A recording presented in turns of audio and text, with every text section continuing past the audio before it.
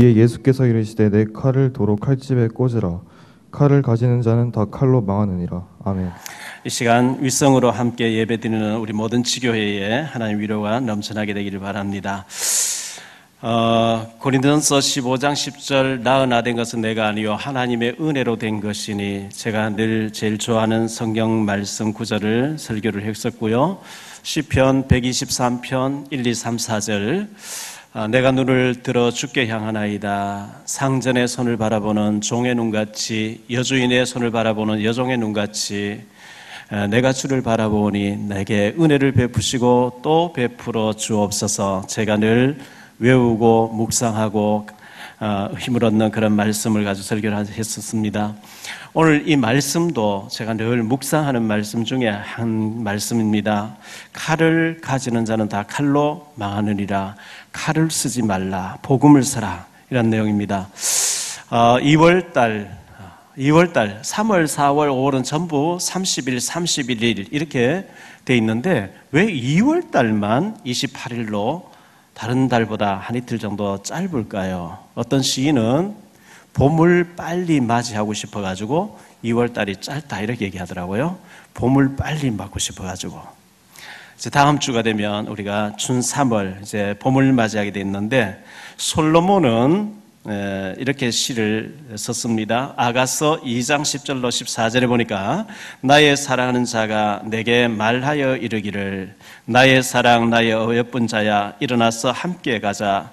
겨울도 지나고 비도 그쳤고 지면에는 꽃이 피고 새가 노래할 때가 이르렀는데 비둘기의 소리가 우리 땅에 들리는구나. 목화와 나무에는 푸른 열매가 익었고 포도나무는 꽃을 피워 향기를 토하는구나. 나의 사랑 나의 어여쁜 자야 함께 가자. 바위 틈 낭떠러지 은밀한 곳에 있는 나의 비둘기야, 내가 내 얼굴을 보게 하라. 내 소리를 듣게 하라. 내 소리는 부드럽고 내 얼굴은 아름답구나. 일어나서 함께 가자.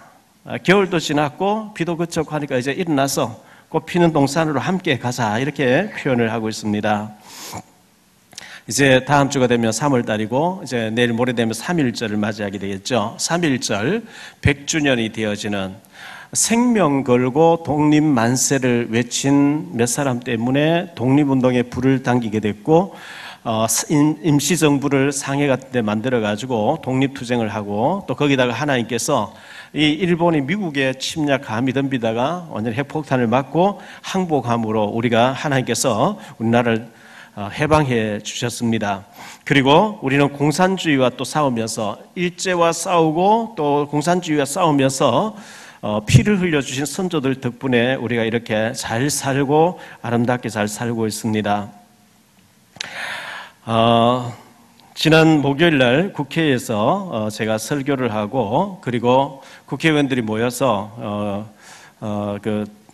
기도회를 하기로 돼 있었는데, 방송실에서 앞에 화면을 좀 켜주시기 바랍니다. 제 맞은편에. 그런데 국회의원들이 한 40명 정도 나올 거라 했는데 가보니까 한 명도 안 나왔어요. 제가 모르고 이제 국회 열리고 있는 국회 의사당 쪽으로 들어갔더니 회의가 아직도 열리고 있는 그런 여러 가지 사정이 있었겠죠. 근데 그 사회를 맡은 이제 우리 손재경 PD가 끝날 때 그런 얘기를 하더라고요. 여러분 옛날에 우리가 못 살 때, 제가 어릴 때 막 몸에 이가 많아 있거든요. 알죠? 100마리를 서울에서 풀어가지고 부산에 모여라 하는 게 기사 3명 모으는 것보다 더 쉽대요. 그런 말이 있다는 거예요. 기사들이 그렇게 안 모여지고 말 안 듣대요. 근데 그 기사들보다 더 어려운 것이 국회의원 끌어내는 거다, 이런 얘기를 하더라고요. 아, 그렇구나. 이를 100마리 부산에 모이게 하면 더 쉽구나. 제가 메시지를 하고 정근모 전 장관님이 이제 특강을 하셨거든요. 정근모 장관님이 많이 늙으셨더라고요. 이제 82세쯤 되시니까요. 이분이 초등학교를 마치고 중고등학교를 1년 만에 검정고시 끝내고 바로 서울대 물리학과를 나오셔가지고 미국으로 유학을 가서 핵무기를 만드는 그런 이제 연구소, 아주 천재적인 그런 장로님이죠. 참 믿음이 좋은 분 같아요. 그래서 이분이 특강을 쭉 하는 가운데 우리나라가 150여 년 전에 너무 못 살았는데 130여 년 전에 선교사님 들어오게 된 때부터 우리나라가 너무 발전하고 잘 살게 됐다는 거죠. 우리가 너무 잘 살다 보니까 비만해지고 교만해져가지고 우리가 잘못 교만해서 살고 있는 게 아닌지 이제 이런 말씀도 하시고요.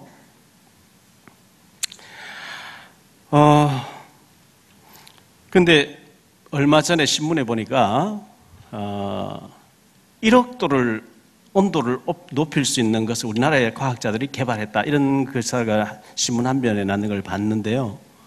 그런 기술을, 원천적인 기술을 우리나라 가지고 있고, 원자력 핵 이 부분에 우리나라가 최고의 권위자들이 돼 있다고 이런 얘기를 하면서 찬란한 대한민국을 만들 수 있다. 이런 얘기를 1시간 반 동안 특강을 하셨습니다.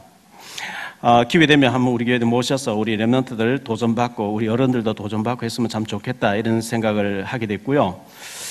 조선일보의 그 김대중 주필 있죠. 김대중 주필 언론인으로서 제일 영향력 있다 하는 분인데 몇 번 전에도 그렇게 했고 이번에 또 그렇게 했더라고요. 보니까 우리도 핵무기를 만들자. 북한이 핵무기를 가지고 이렇게 공갈 협박치고 있는데 우리도 만들면 6개월 만에 만들 수 있는데 그 간단하게 핵무기 만들어서 우리도 막 같이 붙어야지 왜 저러냐. 그분 논리가 이제 그 핵무기를 만들자 이런 얘기를 하는 걸 제가 듣고 그 기사를 읽어보니 그러면 되겠네 이런 생각을 했는데 그날 이제 질의하는 시간이 있어서 제가 물었어요. 정무부 장관님 보고 김대중 주필이 이렇게 주장하는 걸 뭐 장관님도 보셨을 텐데 우리도 핵무기 만들면 어떻게 됩니까? 하니까 그건 안 맞는 얘기래요. 50년도에 맞는 얘기인데 지금은 안 맞는 얘기라 그래요. 그리고 핵은 핵을 아주 건전하게 쓰는 게 원자력이래요. 원자력. 체르노빌 같은데 그 7 방벽을 해야 되는데 러시아에서 대충 했다가 체르노빌 원전 사고 터지고 막 이렇게 했는데 우리나라 최고 그 권위를 가지고 있고 최고 기술을 가지고 있대요. 이런 얘기를 하면서 그럼 북한에서 핵무기를 자꾸 공갈하는데 괜찮냐 하니까 우리나라하고 미국하고 가지고 있는 기술이 저 공중에 뭘 쏴놓고 뭘 전파를 쏴버리면 북한의 핵무기를 어디로 쏘아 보내야 되는데 그쪽에 모든 전산망이 마비가 되도록 하는 기술을 가지고 있대요. 무용지물이 되도록 하는 그런 게 이렇게 게임이 안 되는 우리가 지금 기술력 가지고 있기 때문에 괜찮다 이런 얘기하는 것을 들었습니다. 그렇구나 이런 생각을 했고요. 정무부 장관 얘기입니다. 600여 년 전에 세종대왕이 훈민정음 한글 창제를 하셨는데 미국 하와이 가면 열방대학이 있답니다. 열방대학에서 전 세계 언어를 연구를 했는데 아직도 글이 없는 종족들이 너무 많다는 거예요. 전 세계에 소수민족 중인데 그 글이 없는 나라에 글을 어떤 걸 소개하냐 한글을 소개한대요.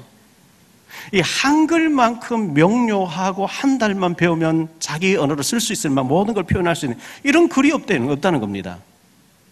그래서 하나님께서 우리 민족에게 아주 그 DNA 기가 막히는 걸 주셔놨는데 우리나라가 초인류 국가 될 수 있다고 하는 이런 내용을 그분이 강연을 하셨습니다. 참 감사한 일이죠.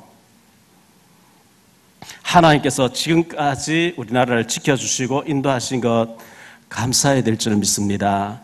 또 제 같은 죄인도 하나님 앞에 쓰임 받는 것 너무 감사하고요.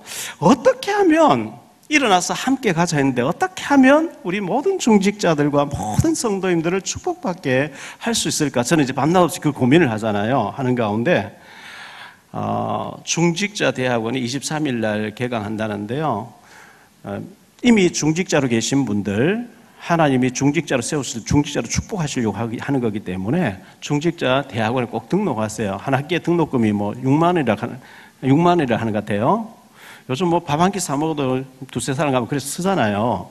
중직자 대학원에 꼭 등록하시고 우리 대학 청년부도 미래 중직자로 가능하면 중직자 등록해서 준비를 미리 당겨버리세요. 10년 축복을 당겨서 준비하고 그렇게 준비된 만큼 하나님 역사하시니까요. 그리고 4월 27일부터 한 달 동안 토요일 주일 집중 신학원 9기가 우리 교회에서 있게 됩니다. 여기는 4번에 걸쳐서 30만 원씩 내고 나면 그 다음에 10만 원씩 내면 그 강의를 계속 들을 수 있는데 외부에서 강사님들이 또 실제로 현장에서 응답받는 분들이 많이 오셔가지고 강의를 하시게 되죠. 3명을 전도해서 출석을 교회 하도록 만들어버리면 훈련비 낼 필요 없이 이제 하게 됩니다. 좀 도전 받으시기를 바라고요. 언제까지 훈련을 받아야 됩니까? 전도가 될 때까지 해야 돼요. 우리 RTS에서는 전도 3명을 교회에 등록시키지 못한 사람 졸업을 아예 시키지 말라. 전도할 줄 모르는 신학생 키워내면 안 된다. 이래 규정이 돼 있죠.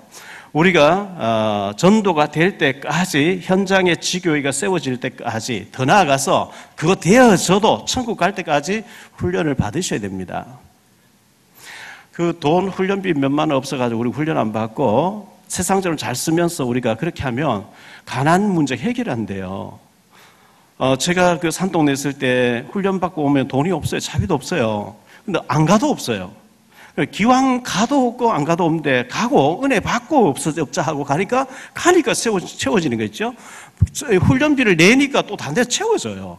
근데 없다고 인간적 계산 안 가버리니까 아무것도 안 되는 거 있죠. 그래서 저는 어떡한지 여러분들이 훈련 받으시고 그릇을 준비하시고 하나님이 축복하실 수밖에 없는 그릇을 준비하게 되시기를 예수 이름으로 축원합니다. 우리 이미주 집사님께서 식당에서 봉사하시다가 뜨거운 국을 들고 옮기다가 그 호수에 물호수에 걸려가지고 넘어지셨는데 얼굴을 이렇게 뒤집어 쓰게 되셨는데 마침 안경을 쓰고 계셔가지고 뜨거운 물이 눈에는 들어가지 않고 그래서 얼굴을 다쳐서 화상 전문병원에 계시다가 이제 빨리 퇴원을 하셨는데요. 제가 걱정되기도 하고 그래서 참 기도를 했는데 또 식당에 알아보니까 무거운 걸 들어야 되는 일도 있대요. 그래서 제가 송도 가지 않아 되는 주일에는 제가 좀 이렇게 갈아입고 난 뒤에 그 복사를 설거지 전 준비할 때는 제가 들어갈 시간이 없고 설교해야 되니까 식사하고 난 뒤에 설거지는 제가 할 수 있는 해야 되겠다 생각하는 거예요. 제가 원래 만두집에서 쟁반 닦는 전문가입니다. 스펀지에 비누 칠해가지고 막 기름기 있는 닦는 걸 그걸 한 5, 6년 했으니까요. 제가 전문가입니다. 그래서 우리 장로님들도 조를 짜셔가지고 우리가 우리 권사님들과 여집사님들만 죽도록 하고 우리는 그냥 얻어만 먹고 이게 아니고 교대로 같이 원넷을 이루어가지고 봉사도 하고 이렇게 했으면 좋겠다 생각합니다. 제가 산동네 있을 때 저희 집 사모님이요. 뭐 굿하는 소리 그 당시에 막 굿을 굿땅에 가서 하지 않고 그 당시에는 막 그것은 늘 퉁퉁퉁 하잖아요. 그리고 너무 이제 막 사람들 입이 거칠고 하니까 빨리 이 동네를 벗어나세요. 그때마다 제가 했던 얘기가 있어요. 쉿거리면서 지금 하나님 앞에 내가 점수 따고 있으니까 좀 기다려 그랬어요. 여러분 빨리 응답 안 와도 하나님이 이뻐하시고 기뻐하실 현장에 하나님이 원하신 일에 점수를 좀 따시기를 바랍니다. 반드시 그것은요 없어지지 않고 사이고 사에서 축복으로 돌아오게 되는데 제가 이제 1월 달부터 쭉 시간 날 때마다 신방을 특히 이제 사업하시는 분 가정으로 신방을 쭉 가는데 가서 보니까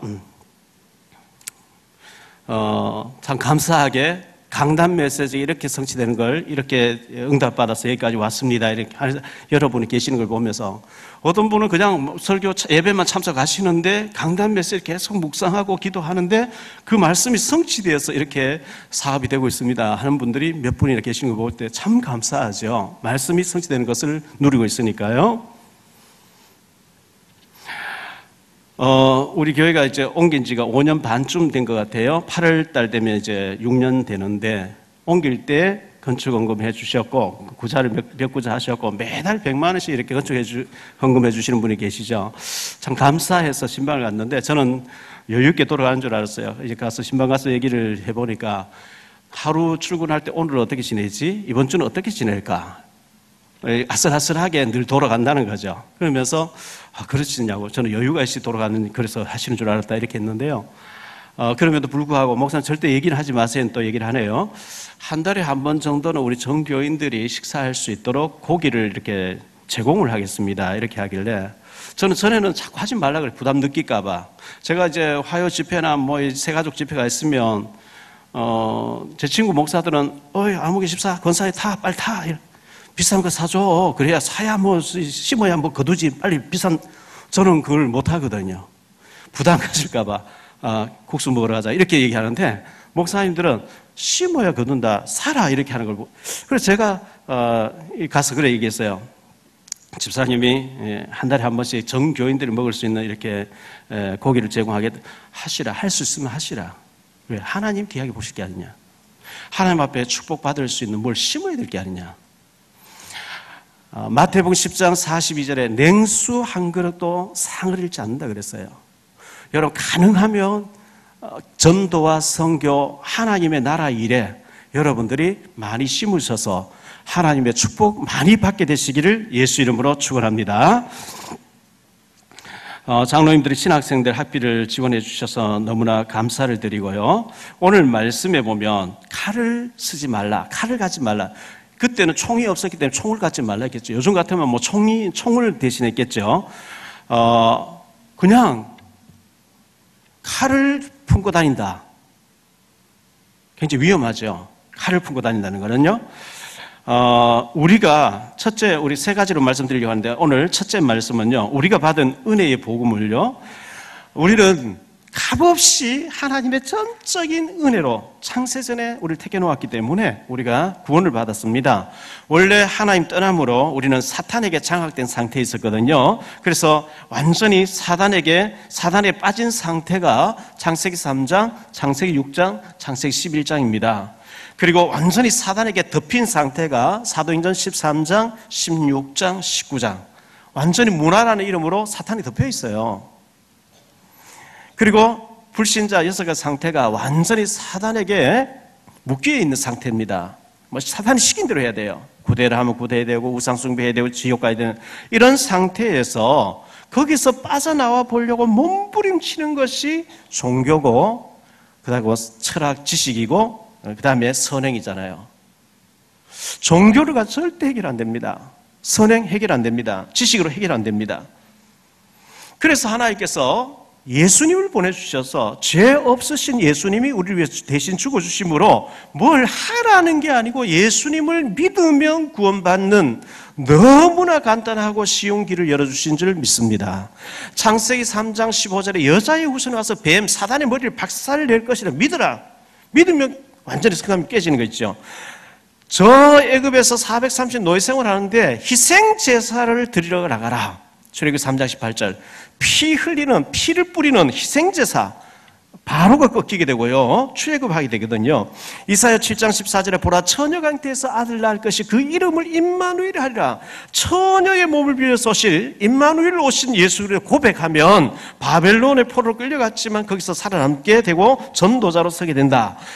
로마에 속국되어 있을 때 마태복음 16장 16절 주는 그리스도시요 살아계신 하나님의 아들이신 이 고백하는 자에게 하나님은 로마를 복음하고 세계 선교하게 만들어 주시겠다 이렇게 말씀하셨습니다.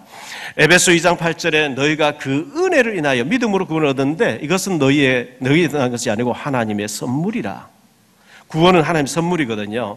우리가 아직 죄인 되었을 때, 알지도 못할 때, 로마서 5장 8절에 죄 가운데, 저주 가운데, 사단 가운데 헤매고 있을 때에 하나님 우리하고는 하지 아니하시고 일방적으로 하나님 아들 그리스도를 보내서 십자가 대신 죽어주게 하시고 뭘 하라는 게 아니고 주 예수를 믿으라. 그리하면 너와 내 집이 구원을 얻으리라. 이 구원의 길을 열어주셨단 말이죠. 이게 은혜로 된 것이기 때문에 우리가 뭐 노력해서 받았으면 자랑할 게 있는데 은혜로 공짜로 얻은 거기 때문에 자랑할 게 없죠.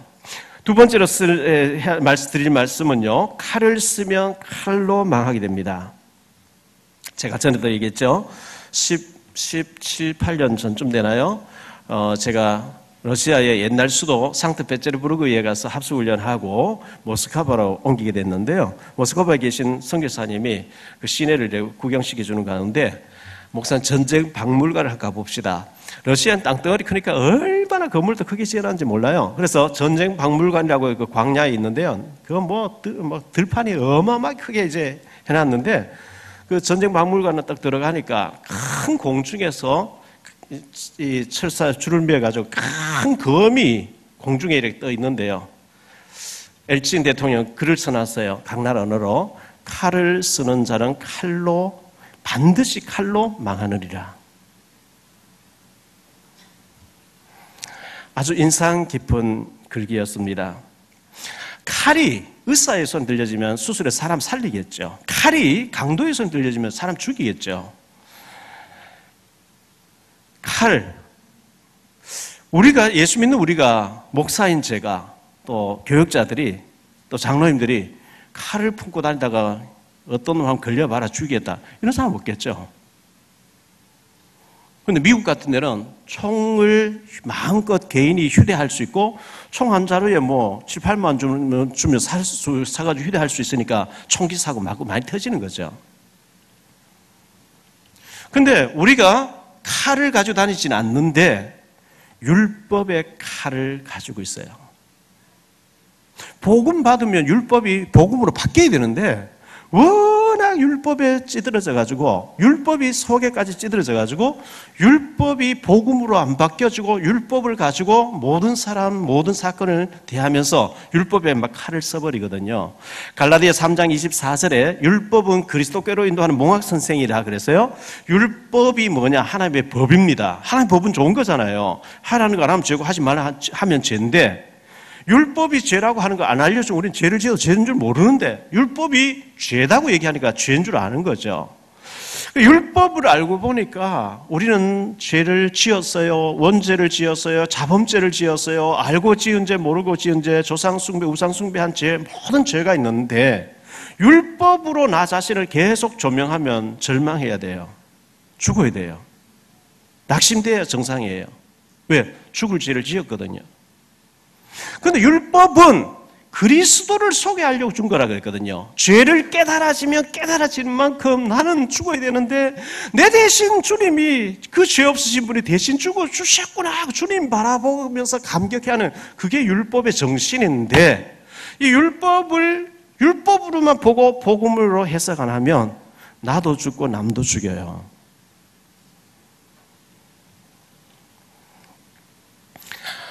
여러분들이 율법에 있는지 복음에 있는지 한번 자가 진단 한번 해보세요. 누가복음 15장 11절로 32절에 보면 탕자 비유가 나오거든요. 어떤 부잣집에 아들 둘이가 있는데 작은 아들이 아버지를 자꾸 졸라서 내게 돌아올 분깃을 주세요.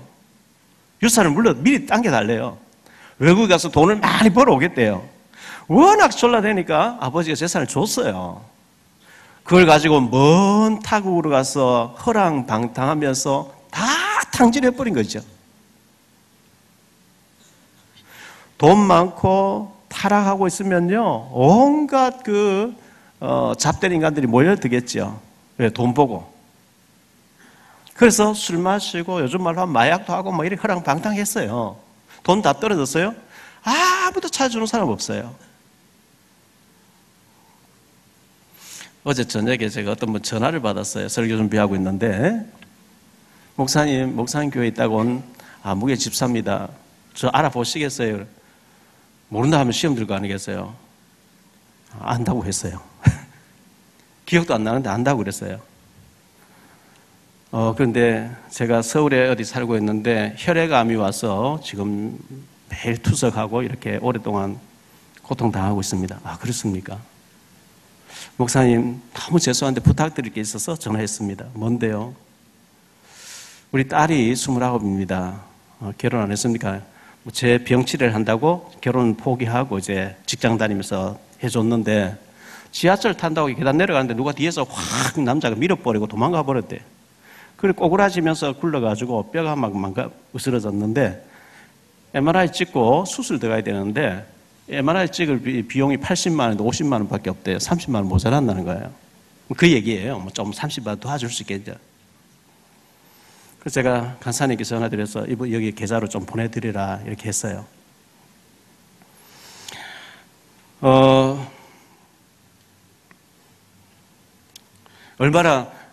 그래서 제가 알아보니까 우리 송도 교회에 한 1년 나오다가 가신 그런 집사님 같은데 잘 기억은 나지 않는데, 얼마나 딱 하면 뭐 저한테 전화를 했겠습니까?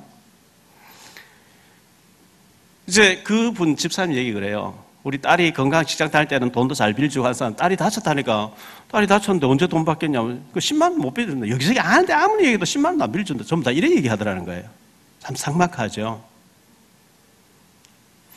이 탕자가 돈이 흥청만 쓸 때는 많은 친구들이 있어 돈 딱 떨어지고 나니까 아무도 친구가 없는 거예요. 돼지우리 들어가서 돼지 열매, 지엽 열매를 막 먹을 그것도 없어요. 귀근이 들어가지고. 그때서야 뉘우치게 되죠. 내 아버지 집에는 풍족한 일꾼들이 얼마나 많은데 내가 왜 집을 나와서 이렇게 고생하느냐?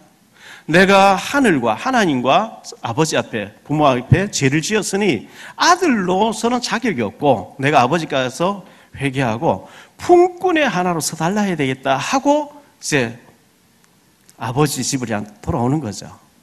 그런데 아직도 거리가 먼데 아버지는 뻔하니까 아들이 회개하고 이제 거지가 돼서 오겠지 하고 밖에 나와서 기다리고 있는데 몰골이 촥 모습으로, 거지 모습으로 걸어오니까요.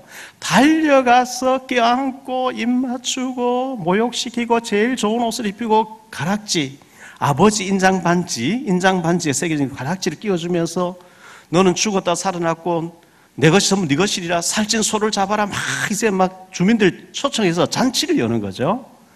집에 있는 큰 아들이 들에 갔다가 종 데리고 오는데 무슨 집에서 왁자지껄 뭐 야단이 났어요. 뭔 일이냐고 종을 보내보고 기다리고 있었더니 당신 동생이 살아 돌아온 걸 기뻐해서 당신 아버지가 소를 잡고 동민들 다 불러서 지금 잔치를 준비하고 있습니다. 그러면 아멘 할렐루야 뛰어와서 동생을 껴안고 기뻐해야 그게 정상인데 큰 아들이 안 되는 거예요. 아버지 좀 모시라 해라. 아버지 달려왔어요? 예. 네 동생이 살아와서 너무 기쁘지 않냐? 아버지의 재산을 다 탕진해버리고 이 나쁜 놈을 위해서 아버지가 살찐 소를 잡았습니까? 나와 내 친구, 내 벗을 위해서는 왜 염소 새끼 한 마리 안 잡아주면서 이 동생을 위해서 그렇게 했습니까? 난 기분 나쁩니다. 집 못 들어가 있습니다. 이게 율법이에요. 집을 한 번 더 갔다 와도 괜찮아요. 복음이라 해야 돼요.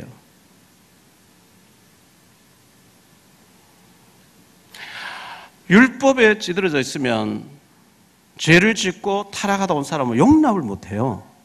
계속 난도질 해버린 거 있지. 일부러 방탕하러 가라는 얘기가 아니고 누가복음 18장 1절로 11절에 보면 가늠하다가 현장에 붙잡힌 여자 얘기 나옵니다. 모세율법에는 그런 자를 돌로 쳐 죽이라 그랬어요. 가늠하다가 현장에 잡힌 여자를 머리채 끌고 와서 전부 남자들이 돌을 하나씩 들었습니다. 모세는 이런 사람 돌로 쳐 죽이라 했는데 예수 당신은 어떻게 하겠소 하면서 예수님이 이제 말씀 명령을 기다리고 있는데요. 그거는 정말 율법에 해서 하려고 하는 게 아니고 예수님은 용서해주라, 7번 용서해주라 막 이런 얘기를 했기 때문에 용서해주라 하면 모세 법을 거절하는 결과가 오죠. 죽이라 하면 지금까지 용서해주라는 말이 헛소리가 되니까 진퇴양난에 빠지게 해놓고 예수를 시험할 돌 들고 와서 지금 당신 어떻게 하겠어? 판정해 봐라고 이렇게 하는데요. 전부 씩씩거리고 있어요. 예수님이 누가복음 8장에 보면 땅바닥에 글을 쓰셨다 그랬죠. 무슨 글을 썼는지 기록이 안 되어 있기 때문에 아무도 알 수는 없는데 모든 신학자들은 그렇게 해석을 하고 있어요. 너 홍길동이네. 너 몇 월 며칠 몇 시 드러나지 않았을 뿐 너는 이런 죄를 짓고 너는 이런 죄를 지었네. 또 옆에 너 손오공이네. 너는 이런 죄를 지었어. 쫙 그 돌 들고 씩씩거리는 사람들의 이름과 죄 지은 것을 쫙 기록하시는데요. 그러고 일어나시더니 예수님께서 너희 중에 죄 없다고 생각되는 사람 이 여자를 한번 쳐봐라. 돌 던지고 다 도망가 버리더래요. 왜? 자기들이 먼저 맞아야 돼요.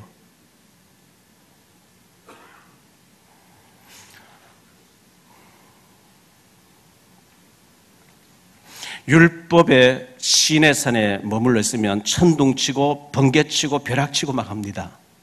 율법의 시내산 나와서 갈보리산 십자가 앞에 엎드리시기를 축원합니다.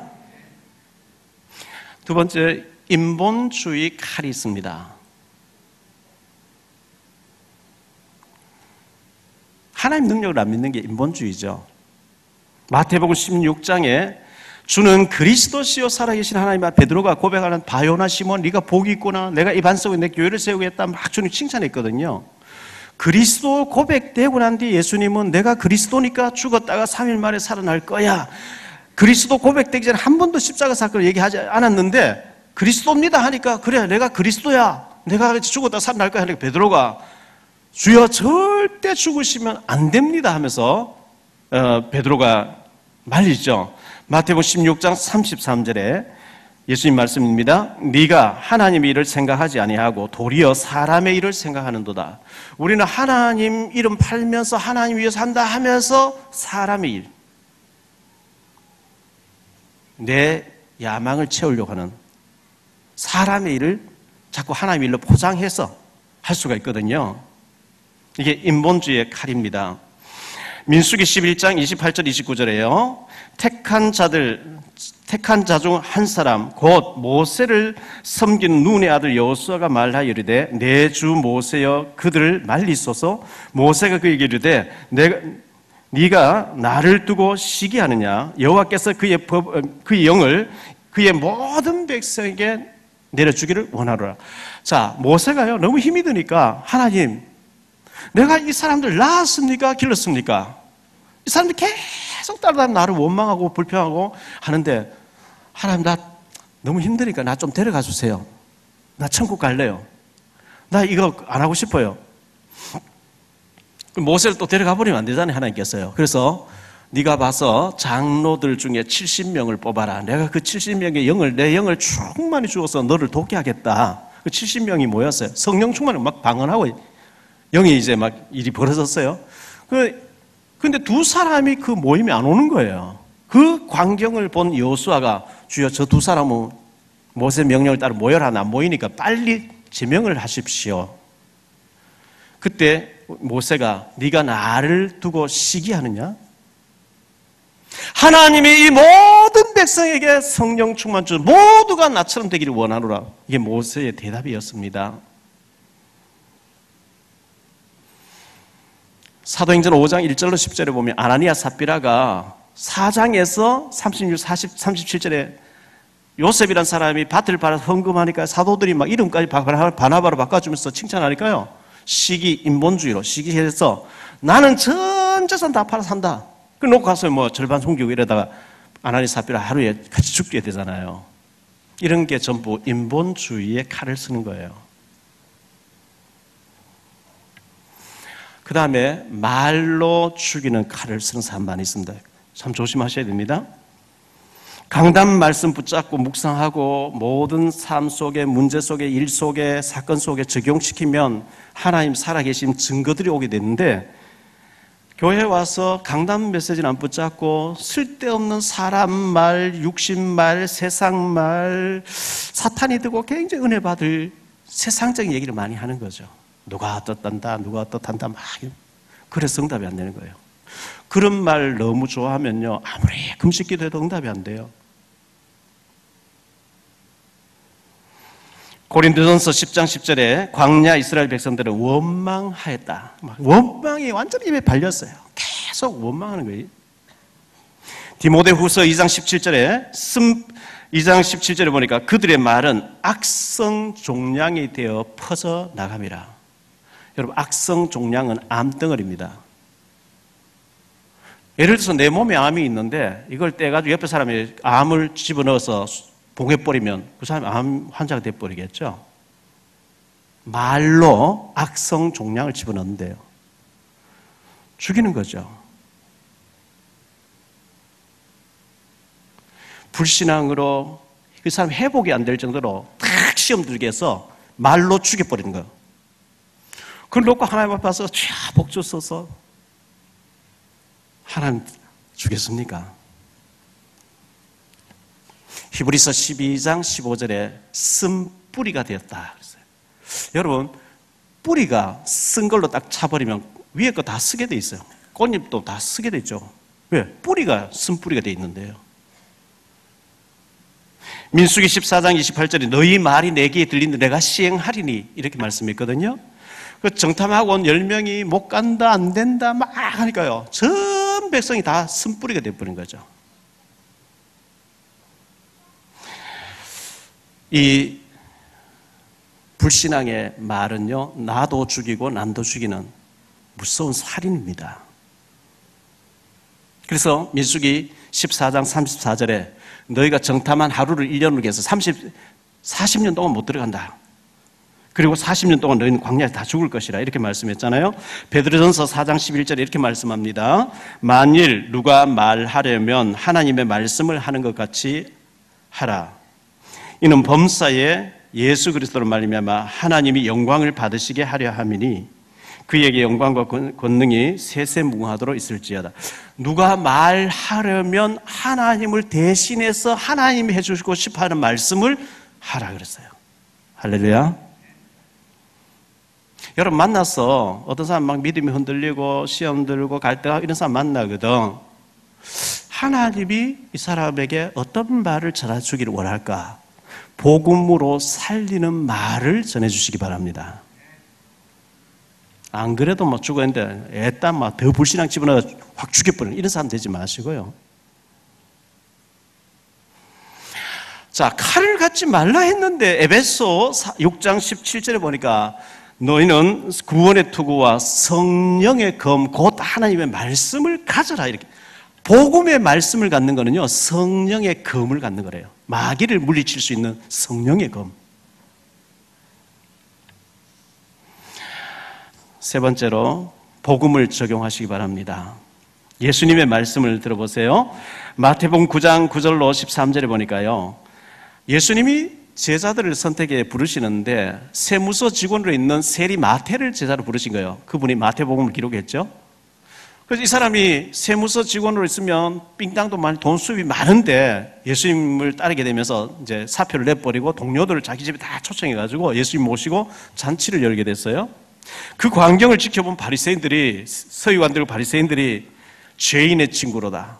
진짜 예수가 선지자라면 하나님이 사람이라면 저런 죄인하고 같이 놀지 말아야 되는데 저 세무서 직원 따위 세리와 창기급으로 나누는 이 세리집에서 먹고 즐기다니 저는 선지자가 아니야 막 이런 식으로 비난하는 거예요. 예수님께 그 소리를 들으시고 아시고 난 뒤에 하는 말씀이 건강한 사람에게 의사가 필요하냐 병든 자에게 의사가 필요하냐. 내가 건강한 사람 부르러 온 게 아니고 병든 자를 부르러 왔다. 예수님이 그렇게 대답하신 겁니다. 복음을 적용한 거죠. 이런 죄인이 나를 믿고 구원받도록 하기 위해서 오셨다. 요한복음 9장 1절로 41절에 보니까요. 길거리에 그 소경 거지가 구걸을 하고 있는데 베드로하고 이 사도들이 예수님께 물어요. 예수님 이 사람 소경돼 가지고 이 거리인데서 길거리에서 구걸하고 있는데 자기 죄 때문에 이렇게 되졌습니까? 자기 조상죄 때문입니까? 예수님이 아니라 자기 죄도 아니고 자기 조상죄도 아니고 하나님이 하시고자 하는 일을 이루기 위해서 이 사람이 소경으로 앉아 있느니라. 우리는 자꾸 우리도 저 사람 무슨 죄가 많길래 저렇게 돼 있지? 이 율법의 시각입니다. 요한복음 11장에 나사로가 병들었습니다. 11장 4절에 예수님께서는 하나님의 영광을 드러내기 위한 병이라 그랬어요.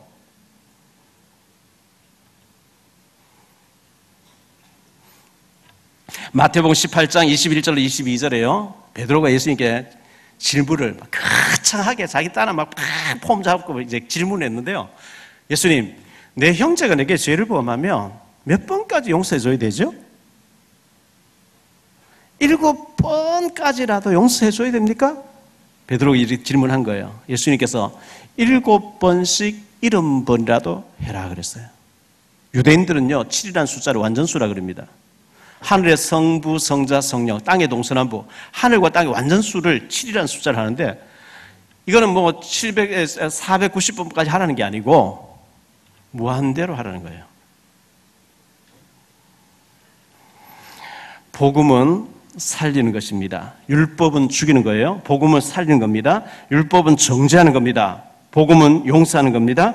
율법은 사탄의 무기로 쓰여지게 됩니다. 복음은 성령의 도구로 쓰임받게 됩니다. 요한복음 19장 30절에 예수님 십자가에서 우리 죄, 우리의 저주, 모든 사단과 저주와 지옥 배경을 완전히 끝내신 줄 믿으시기 바랍니다. 로마서 8장 1절로 2절에 그러므로 이제 그리스도 예수 안에 있는 자에게는 결코 정죄함이 없나니 이는 그리스도 예수 안에 있는 생명의 성령의 법이 죄와 사망의 법에서 너를 해방하였음이니라. 주님이 무죄, 네가 나를 믿는 것 때문에 원죄, 자범죄, 조상죄, 모든 우상 숭배한 죄, 모든 죄 용서받았느니라. 주님이 성령의 생명의 성령의 법이 무죄라고 해방이라고 땅땅땅 두드려 버렸어요. 누가 우리를 정죄할 수 있겠습니까? 사단은 자꾸 그걸 속이려고 하는 거죠. 이미 주님 해방, 의롭다 다 끝내놨는데 사단은 자꾸 속입니다. 요한복음 8장 11절에 예수님께서 나도 너를 정죄하지 아니하노니 가서 다시는 죄를 범하지 말라. 예수님이 이렇게 말씀하셨거든요. 요한복음 3장 17절에 하나님의 그 아들을 세상에 보내신 것은 세상을 심판하려 하심이 아니요 그로 말미암아 세상이 구원을 받게 하려 함이니라. 오늘 말씀 5장 마태복음 26장 53절에 보니까요. 너는 내가 내 아버지께 구하여 지금 12군단 더 되는 천사를 보내시게 할 수 없는 줄로 아느냐. 12군단이라고 나왔어요. 제가 우리 군인으로 계신 분에게 물어봤어요. 군단이 몇 명이냐 이렇게 물어봤어요. 군단과 여단과 사단 사이에 군단이 있대요. 나라마다 그 숫자가 좀 다른데 사단의 규모가 한 3만 명 정도 됩니다. 뭐 이렇게 얘기하더라고요. 히브리서 12장 22절에 1000만 천사를 하나님 부르신다 그랬잖아요. 천사 한 명 풀어보니까 18만 5천 명을 아수르 군사 하룻밤에 다 제거하신 하나님 능력. 12군단도 하나님 부르실 수 있는데 네가 칼 안 써도 된다. 예수님 그렇게 말씀하신 결론적으로 말씀드립니다. 칼을 쓰지 마십시오. 우리가 칼을 주머니 넣어다 탁 찌르고 그런 칼은 안 가져다닙니다. 율법의 칼로 말로 사람 죽이지 마십시오. 살리세요. 복음으로 살리세요.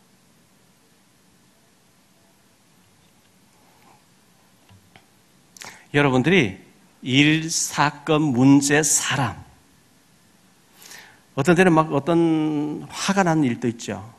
거기서 율법으로 난도질 해버리지 마시고 주님이라면 이 사람에게 어떻게 복음을 적용시킬까 생각해 보시고 가능하면 힘주고 살리고 도와주고 이렇게 해야 됩니다. 칼을 쓰지 마세요. 칼을 쓰면 반드시 망합니다. 인본주의 쓰지 마세요. 인본주의 쓰면 반드시 망합니다.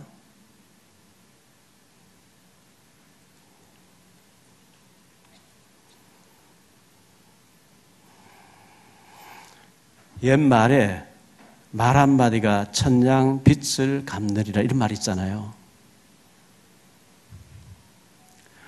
우리가요 입술에 할례를 받아야 돼요. 너무 불신앙 말로 나는 완전한 의이고 남은 막 죄인인 것 같이 막 정죄하고 비판하고 흉보고 막 다니며 험담하고요.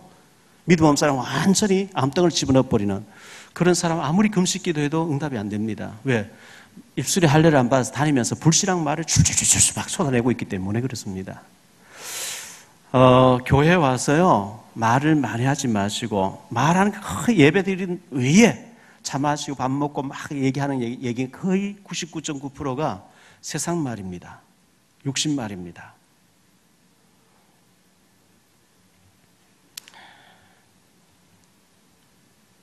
마귀가 좋아하는 말들이에요.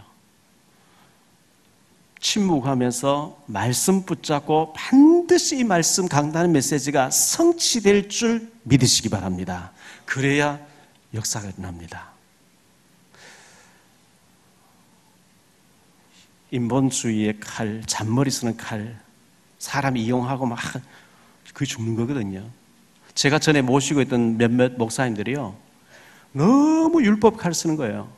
아무개 장로 이리 와봐. 딱 세워놓고 무슨 죄를 짓기 때문에 오늘부로 제명. 앞으로 10년 동안 평신도야. 막 이런 식으로. 막 난도질한. 어느 날 자기가 걸려들어 버린 거죠. 안 됩니다. 복음을 주셨습니다. 율법을 쓰면 안 됩니다. 복음은 살리는 겁니다. 여러분의 복음의 사람이 되어지기를 축원합니다. 기도하겠습니다. 주님 감사합니다. 칼을 쓰지 말라. 칼을 가지면 다 칼로 망하느니라 말씀했습니다. 우리는 율법이 아닌 복음을 받았습니다. 율법을 붙잡고 있으면 내 자신이 먼저 죽어야 됩니다. 70번씩 7번도 용서하시는 복음을 가지고 살게 하옵소서. 가는 곳곳마다 율법이 무너지고 인본주의가 무너지고 복음이 승리하게 우리를 사용해 주옵소서. 이 시간 예물 드립니다. 주님, 경제 축복받아서 지교회를 세우고 오바다처럼 100명의 이상 사명자를 세울 수 있을 만큼 237 나라에 선교할 수 있을 만큼 축복받는 우리 중직자들과 모든 성도님들 다 되어질 수 있도록 복을 내려 주옵소서. 주 예수 그리스도 이름으로 축복하며 기도하옵나이다. 아멘.